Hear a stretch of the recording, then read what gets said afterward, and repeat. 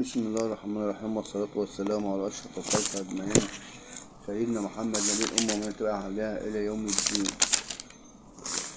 أما بعد،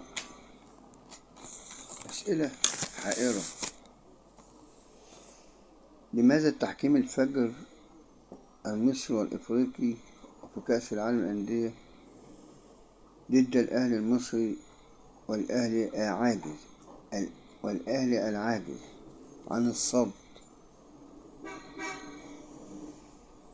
ليست هذه الأخطاء وليد الصدفة، لكن هي خطة ممنهجة لتقزم الأهلي وإحجامه عن البطولات.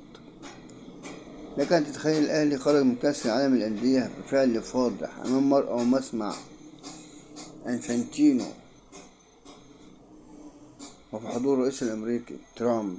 خرج الأهلي وخاصة البطولة الحضور الجماهيري المكثف لجماهير الأهلي التي أثبتت حضورها في كل مكان، شرقا أو غربا أو شمالا أو جنوبا، حضور جماعي مكثف، سجادة حمراء تنتشر في المدرجات.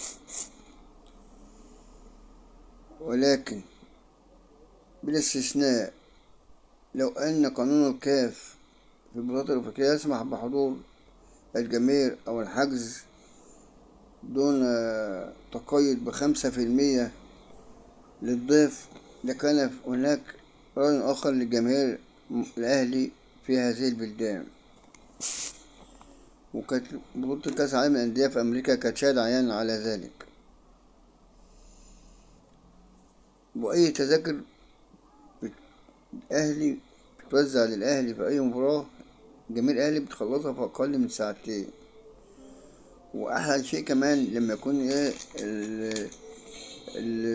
الاستاد يكون في قرار بأنه يكون كامل العدد أو بالساعة الكاملة، بيبان أكتر في هذا الموضوع.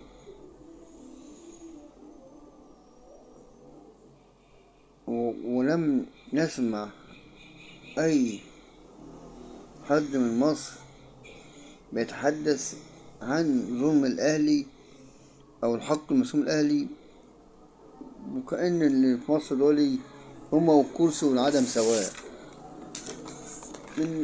مفيش منهم رجع مع الأهلي بالذات، ولكن في الخفاء أو في العلن بيلعبوا للمصري للزمالك لبيراميدز.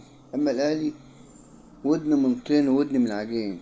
ربنا يتولى الأهلي وجماهيره.